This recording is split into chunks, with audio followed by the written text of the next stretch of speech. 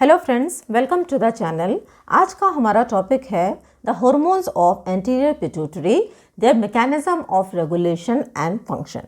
तो इस वीडियो के अंदर हम एंटीरियर पिट्यूटरी से सिक्रीट होने वाले हार्मोन्स के बारे में, किस तरीके से उनका रेगुलेशन होता है और क्या उनका फंक्शन है, इसको हम डिस्कस करेंगे। तो जो हमारी पिट्यूटरी ग्लैंड है, ये एक स्मॉल एंडोक्राइन ग्लैंड है जो कि बेस ऑफ द ब्रेन में लोकेटेड होती है। इसको हम मास्टर ग्लैंड इसलिए बोलते हैं क्योंकि बॉडी के दूसरे एंडोक्राइन ग्लैंड्स की एक्टिविटी को ये रेगुलेट करती है। अब इसमें मेनली दो लोब्स होते हैं, anterior lobe and posterior lobe.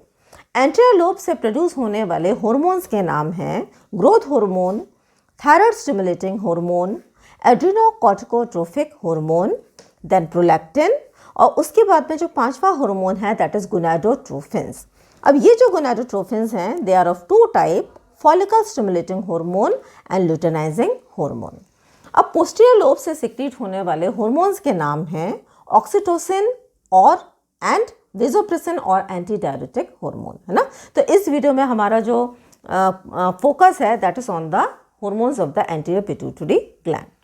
तो जो पहला हार्मोन है एंटीरियर पिट्यूटरी से सिक्रीट होने वाला, इसको हम बोलते हैं ग्रोथ हार्मोन और सोमैटोट्रोफिक हार्मोन।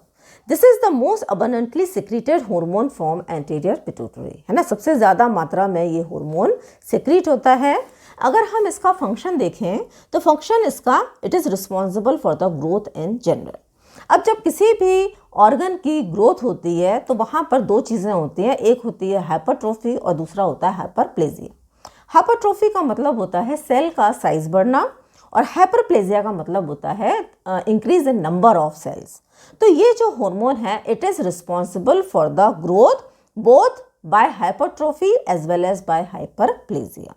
अब ये ग्रोथ कई तरीके की हो सकती है। पहली है स्केलेटल ग्रोथ, यानी कि ये बोन्स की ग्रोथ के लिए रिस्पॉन्सिबल होता है, जिसमें कि बोन्स की लेंथ को भी ये इंक्रीज करता है और बोन्स की जो चौड़ाई है, विड्थ को भी ये इंक्रीज करता है। Then it is responsible for muscular growth, यानी कि जो स्केलेटल मसल्स हैं इनकी ग्रोथ के लिए भी रिस्पॉन्सिबल है ये। Visceral growth, growth of the visceras, है ना। हमारे बॉडी के जो सॉफ्ट टिश्यूज़ होते हैं, जैसे कि लिवर हो गया, किडनी हो गया, तो इनकी ग्रोथ के लिए भी ग्रोथ हार्मोन रिस्पॉन्सिबल होता है। अब इसके बाद में the second important function of the growth hormone is the metabolism. It is responsible for metabolism of proteins, carbohydrates and fats, है ना। तो प्रोटीन्स में क्या है, ये प्रोटीन एनाबॉलिक हार्मोन है। ये प्रोटीन का एक्चुअली में प्रोडक्शन करता है, सिंथेसिस करता है प्रोटीन्स का, ठीक है। कार्बोहाइड्रेट को अगर हम देखें तो it is a diabetogenic, that is it increase blood glucose level. तो बॉडी के अंदर ब्लड ग्लूकोज लेवल को बढ़ाता है, यानी कि डायबिटीज़ को करने के लिए रिस्पॉन्सिबल होता है ना। तो हम इसलिए इसको डायबिटोजेनिक भी बोलते हैं, ठीक है। फैट्स में अगर हम देखेंगे तो it causes lipolysis of adipose tissue. हमारे जो फैटी टिश्यूज़ हैं that is the adipose tissue, उनका ये ब्रेक डाउन करता है, ठीक है। फैट्स जब ब्रेक होते हैं तो fats are broken down into fatty acids and glycerol. Then the third important function is the milk production. तो यहाँ पे इसका लैक्टोजेनिक इफेक्ट देखा जाता है। It is responsible for the production of milk, है ना। अब यहाँ पे एक दूसरा हार्मोन होता है दैट इज ऑक्सीटोसिन, जो कि मिल्क को इजेक्ट करने का काम करता है, लेकिन यहाँ पे ये जो हार्मोन है ये मिल्क को प्रोड्यूस करने का काम करता है। अब देखें एरिथ्रोपोइसिस, यानी कि फॉर्मेशन ऑफ एरिथ्रोसाइट्स, है ना। तो एरिथ्रोपोइसिस की प्रोसेस में भी ये इंपॉर्टेंट रोल प्ले करता है। लिम्फोपोइसिस, यानी कि हमारे जितने भी लिम्फॉइड टिश्यूज़ हैं उनकी ये ग्रोथ करता है। And finally it is responsible for the growth of thymus. अब अगर हम इसका मैकेनिज्म ऑफ सिक्रीशन देखें तो बहुत सारे फैक्टर्स हैं जो कि इसको स्टिमुलेट करने का काम करते हैं, है ना। तो यहाँ पर आप देखिए, पहला हो गया हाइपोग्लाइसीमिया। जब भी ब्लड के अंदर ग्लूकोज की कमी होगी, एक्सरसाइज के दौरान, स्लीप, फास्टिंग या फिर स्ट्रेस, ये हाइपोथैलेमस को स्टिमुलेट करते हैं, है ना। All this factor they stimulate, plus का निशान है स्टिमुलेट का और माइनस का निशान है इनहिबिट का, है ना। All this factors stimulate the hypothalamus. अब हाइपोथैलेमस से ग्रोथ हार्मोन रिलीजिंग हार्मोन निकलता है, ये स्टिमुलेट करता है एंटीरियर पिट्यूटरी को। एंटीरियर पिट्यूटरी अब रिलीज करती है ग्रोथ हार्मोन को, है ना। अब धीरे धीरे करके ग्रोथ हार्मोन का लेवल ब्लड के अंदर बढ़ता जाएगा। जहाँ पे भी इसको यूटिलाइज होना है, सेल्स इसको यूटिलाइज करेंगे और जब ग्रोथ हार्मोन सिक्रीट होता रहेगा तो एक समय ऐसा आएगा कि ये एक्सेस में सिक्रीट होगा और ये अपने ही सिक्रीशन को इनहिबिट करेगा बाय नेगेटिव फीडबैक मैकेनिज्म, है ना। तो यहाँ पर growth hormone inhibitory hormone release होगा और ये हाइपोथैलेमस को इनहिबिट करने का सिग्नल देगा, तो हाइपोथैलेमस इनहिबिट होगा। जब हाइपोथैलेमस इनहिबिट होगा तो ये एंटी पिट्यूटरी को इनहिबिट करेगा और जब एंटी पिट्यूटरी इनहिबिट होगी तो ग्रोथ हार्मोन जो कि निकल रहा था उसका सिक्रीशन अब धीरे से कम हो जाएगा, है ना। तो ये जो मैकेनिज्म है it operate by the negative feedback mechanism, है ना। और जो हार्मोन रिस्पॉन्सिबल है नेगेटिव फीडबैक मैकेनिज्म के लिए that is growth hormone inhibitory hormone. तो हम ये कह सकते हैं कि जो रिलीजिंग हार्मोन है this one it is responsible for the positive feedback and the inhibitory hormone is responsible for the negative feedback, है ना। अब अगर हम इसका देखें हाइपर सिक्रीशन, अगर ये हार्मोन ज़्यादा अमाउंट में सिक्रीट होता है तो it results in gigantism and acromegaly, है ना। अगर बचपन से ही चाइल्डहुड से ही ग्रोथ हार्मोन का सिक्रीशन ज़्यादा होता है तो एक बीमारी होती है जिसको हम जाइजेंटिज्म बोलते हैं। लेकिन अगर एडोलेसेंस से ग्रोथ हार्मोन का सिक्रीशन ज़्यादा होता है तो इट लीड्स टू एक्रोमेगैली। अगर हाइपोसिक्रीशन होगा इसका तो इट लीड्स टू ग्रोथ नहीं होगी skeletal, muscular, visceral and then finally it leads to dwarfism. Then the second hormone is thyroid stimulating hormone. तो ये जो हार्मोन है हमारे पिट्यूटरी के थायरोट्रॉफ्स के द्वारा रिलीज होता है, सिंथेसाइज होता है। अगर हम इसका फंक्शन देखेंगे तो it is responsible for the growth and activity of the thyroid gland, है ना। थायराइड ग्लैंड हमारे नेक में प्रेजेंट होती है और ये बहुत इंपॉर्टेंट ग्लैंड होती है, तो उसका ग्रोथ और उसकी सिक्रीशन एक्टिविटी के लिए ये हार्मोन रिस्पॉन्सिबल होता है। It stimulate the gland to release thyroid hormones, है ना। तो ये ग्लैंड को स्टिमुलेट करता है कि वो थायराइड हार्मोन्स को रिलीज करे जो कि दो टाइप के होते हैं, that is triiodothyronin and tetraiodothyronin T3 and T4. Then it is responsible for the growth of follicular cells and secretory activity, है ना। अब अगर हम हिस्टोलॉजी देखें थायराइड ग्लैंड की तो thyroid gland consist of numerous follicular cells. इन्हीं follicular cells के अंदर थायराइड हार्मोन बनता है and then it is released into the lumen, है ना। लेकिन इस हार्मोन के फॉर्मेशन के लिए iodine plays a very important role, ठीक है। तो ये जो हार्मोन है that is thyroid stimulating hormone, एक तो ये फॉलिकुलर सेल्स हैं इनकी ग्रोथ करता है और इनके अंदर सिक्रेटरी एक्टिविटी को बढ़ाता है। दूसरी चीज ये आयोडीन अपटेक के लिए रिस्पॉन्सिबल होता है and then these two steps that is iodination of tyrosine and coupling of DIT to form T4, these are the steps which are involve in the synthesis of the thyroid hormone, है ना। तो इन steps के लिए भी thyroid stimulating hormone is responsible, ठीक है। अब यहाँ पर आप देखें मैकेनिज्म ऑफ रेगुलेशन देखें तो मैकेनिज्म ऑफ रेगुलेशन के अंदर कुछ फैक्टर्स हैं जो कि हाइपोथैलेमस को स्टिमुलेट करते हैं और कुछ फैक्टर्स हैं जो कि हाइपोथैलेमस को इनहिबिट करते हैं, है ना। तो अगर लो बेसल मेटाबॉलिक रेट होगा, क्योंकि जो हमारी थायराइड ग्लैंड है it is responsible for the metabolism, growth and heat production, है ना। बहुत सी मेटाबॉलिक एक्टिविटी और ग्रोथ में थायराइड हार्मोन का बहुत इंपॉर्टेंट रोल है। तो अगर BMR कम होगा या फिर कोल्ड एनवायरनमेंट में ये क्या करेगा, हाइपोथैलेमस को स्टिमुलेट करेगा। लेकिन एक्सेस आयोडीन इनटेक हो गया, स्ट्रेस हो गया, ग्लूकोकॉर्टिकॉइड्स हो गया, वार्मथ हो गई, तो ये हाइपोथैलेमस को इनहिबिट करते हैं, है ना। अब जब हाइपोथैलेमस स्टिमुलेट होता है तो हाइपोथैलेमस से रिलीजिंग हार्मोन निकलते हैं, थायराइड रिलीजिंग हार्मोन, ठीक है। ये एंटी पिट्यूटरी को स्टिमुलेट करेंगे। एंटी पिट्यूटरी अब थायराइड स्टिमुलेटिंग हार्मोन को सिक्रीट करेगी। Thyroid stimulating hormone thyroid gland को स्टिमुलेट करेंगे and now thyroid gland will release the thyroid hormones which are T3 and T4, है ना। अब ब्लड के अंदर इनका लेवल बढ़ने लगेगा। जिन सेल्स को भी इनकी आवश्यकता है वो सेल्स इन हार्मोन्स को यूटिलाइज करेंगे, लेकिन धीरे धीरे जब ब्लड में इनका लेवल बढ़ेगा तो there will be a negative feedback mechanism. The message will be sent to the hypothalamus to inhibit the secretion of thyroid releasing hormone, है ना। तो रिलीजिंग हार्मोन कम होगा। ये जब रिलीजिंग हार्मोन कम होगा तो एंटी पिट्यूटरी का स्टिमुलेशन भी कम होगा। अब थायराइड स्टिमुलेटिंग हार्मोन भी कम हो जाएगा और जब स्टिमुलेटिंग हार्मोन कम होगा तो फिर धीरे से T3 और T4 का जो लेवल है that will also be reduce to normal. अब अगर हम हाइपर सिक्रीशन ऑफ TSH देखें तो इट लीड्स टू हाइपोथायरॉयडिज्म, है ना। जब भी थायराइड स्टिमुलेटिंग हार्मोन का जो लेवल है ये बढ़ेगा तो ये क्या करेगा, T3 और T4 के लेवल को कम करेगा, जिसको हम बोलते हैं हाइपोथायरॉयडिज्म। और अगर ये हार्मोन का सिक्रीशन कम होगा, ठीक है, इससे सिक्रीट कम होगा, तो it will lead to hyperthyroidism, है ना। जो थायराइड ग्लैंड है हमारी ये हाइपर एक्टिव होगी और ज़्यादा से ज़्यादा हार्मोन्स को ये रिलीज करेगी। Then the next hormone is adrenocorticotropic hormone. Adrenocorticotropic hormone is produced by the corticotropes of the anterior pituitary. इस हार्मोन को हम कॉर्टिकोट्रोपिन हार्मोन भी बोलते हैं, है ना। अब इसका काम क्या होगा, पहला तो इसका काम है, देखें आप यहाँ पे डायग्राम में देखें, हमारी जो किडनी है, किडनी के ऊपर एक ग्लैंड प्रेजेंट होती है जिसको हम बोलते हैं एड्रीनल ग्लैंड। अब इस एड्रीनल ग्लैंड के दो पार्ट होते हैं, एक अंदर वाला जिसको हम बोलते हैं एड्रीनल मेडुला और एक बाहर वाला जिसको हम बोलते हैं adrenal cortex. Now this adrenal cortex consist of 3 layers.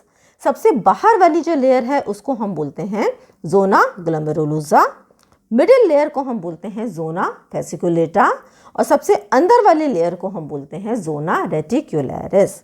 अब ये जो 3 लेयर्स हैं एड्रीनल कॉर्टेक्स की, ये 3 अलग अलग तरीके के हार्मोन्स को रिलीज करती हैं। तो एड्रीनोकॉर्टिकोट्रोपिक हार्मोन का फंक्शन क्या है, पहला फंक्शन है कि ये एड्रीनल कॉर्टेक्स की ग्रोथ और एक्टिविटी के लिए रिस्पॉन्सिबल होता है। दूसरा इसका फंक्शन है कि ये एड्रीनल कॉर्टेक्स को स्टिमुलेट करता है कि वो एड्रीनल हार्मोन्स को, एड्रीनल कॉर्टिकल हार्मोन्स को रिलीज करें, है ना।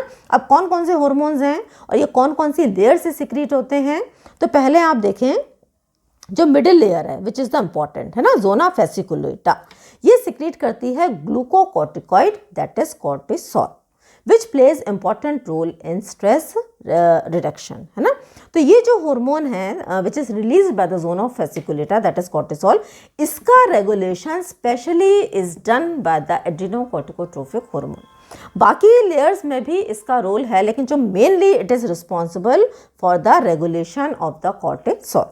अब इसके बाद में जो इनर लेयर है, सबसे अंदर वाली लेयर है, ये रिलीज करती है सेक्स कॉर्टिकॉइड्स को which are also known as adrenal androgens, और जो सबसे बाहर वाली लेयर है जोना ग्लोमेरुलोसा, ये सिक्रीट करती है मिनरलोकॉर्टिकॉइड्स को, example aldosterone which are responsible for the mineral regulation, है ना। लेकिन यहाँ पर आप देखें मिनरल रेगुलेशन में, यानी कि जो एल्डोस्टेरॉन का जो रेगुलेशन है, इसमें जो ACTH का इसका लेस रोल है, और इम्पॉर्टेंट रोल किसमें है, regulation of the cortisol. Okay, अब अगर हम इसका मैकेनिज्म ऑफ सिक्रीशन देखें तो इमोशंस हो गया, ट्रॉमा हो गया, स्ट्रेस हो गया, या जो हमारा बायोलॉजिकल क्लॉक होता है दैट इज सर्केडियन रिदम, ये हाइपोथैलेमस को स्टिमुलेट करते हैं, जो कि रिलीज करता है corticotropin releasing hormone. Now this corticotropic releasing hormone anti pituitary को स्टिमुलेट करेगा, एंटी पिट्यूटरी सिक्रीट करेगी एड्रीनोकॉर्टिकोट्रोपिक हार्मोन, ये स्टिमुलेट करेंगे एड्रीनल कॉर्टेक्स को, और अब एड्रीनल कॉर्टेक्स अपने हार्मोन्स को रिलीज करेगी, स्पेशली कॉर्टिसोल।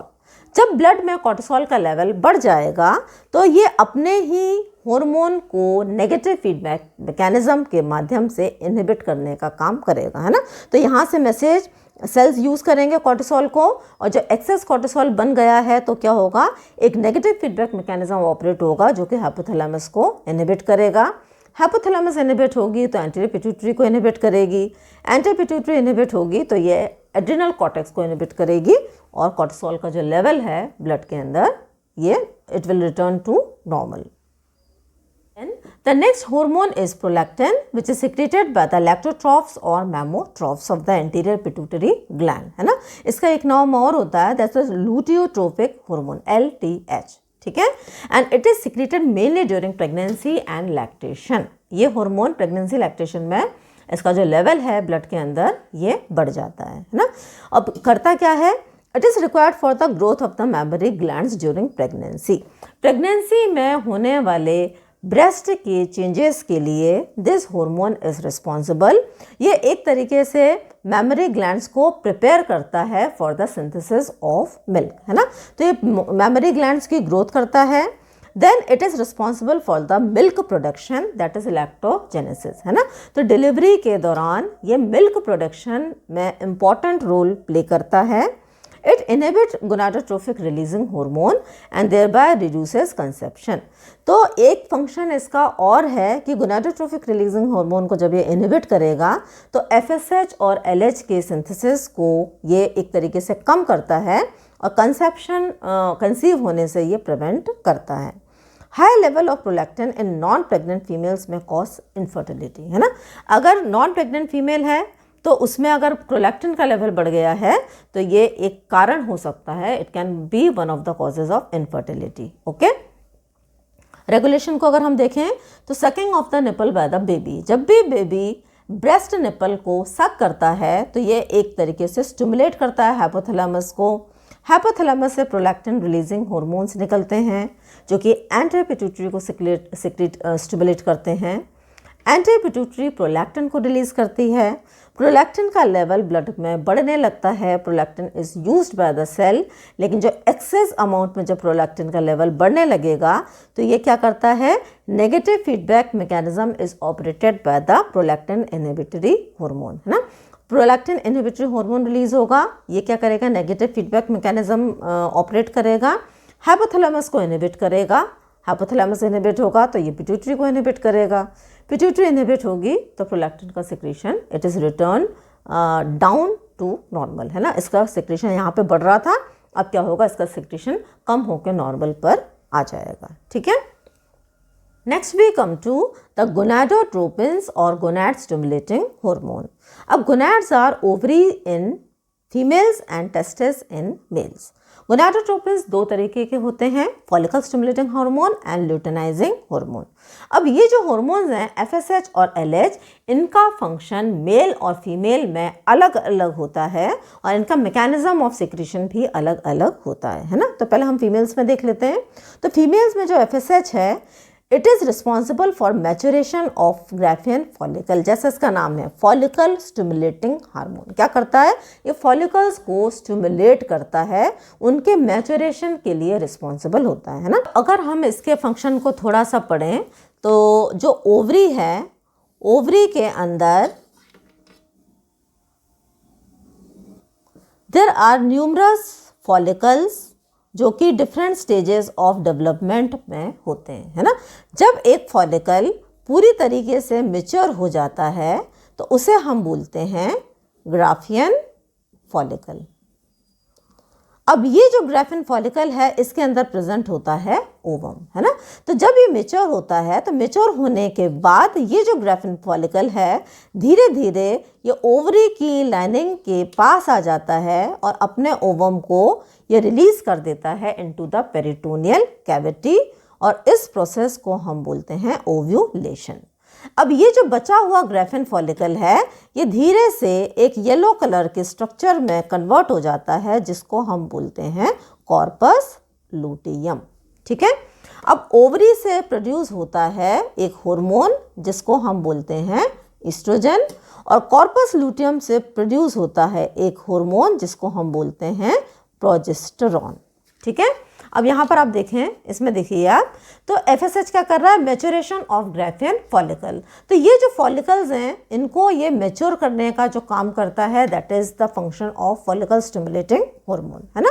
एंड FSH, और ये क्या कर रहा है, सिक्रीट कर रहा है ईस्ट्रोजन को, है ना। तो ये जो ग्राफियन फॉलिकल की जो थीका इंटरनल लेयर है, it is responsible for the secretion of the estrogen. ठीक है, अब मेल्स में क्या करता है, मेल्स में ये जो हार्मोन है, it is responsible for the spermatogenesis, यानी कि ये टेस्टिस को स्टिमुलेट करता है कि वो स्पर्मेटोजोआ को प्रोड्यूस करने का काम करें।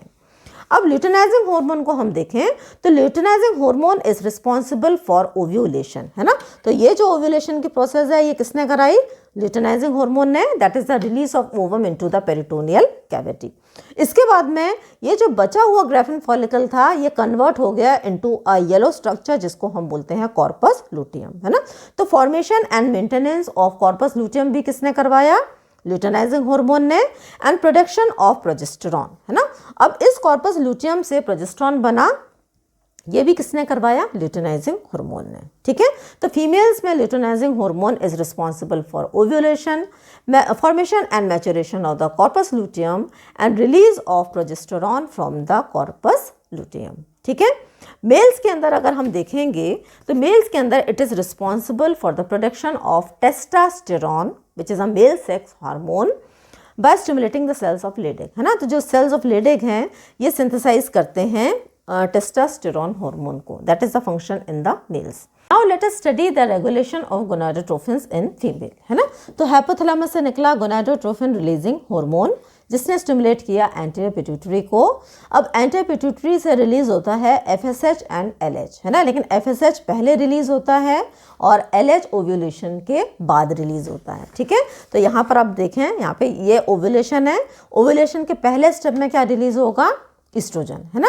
तो FSH ने रिलीज किया ओवरी से ईस्ट्रोजन को। ईस्ट्रोजन का जब एक्सेस में क्वांटिटी बढ़ी तो इसने नेगेटिव फीडबैक मैकेनिज्म के माध्यम से अपने ही सिक्रीशन को इनहिबिट कर दिया, है ना। हाइपोथैलेमस इनहिबिट होगा, एंटीरियर पिट्यूटरी इनहिबिट हो गया, FSH के सिक्रीशन को ये कम कर देगी, है ना, लेकिन LH के सिक्रीशन को ये बढ़ा देगी। तो अब क्या हुआ? ओव्यूलेशन, LH का सिक्रीशन बढ़ने लगा एंड दिस LH हार्मोन ने ओव्यूलेशन करवाया।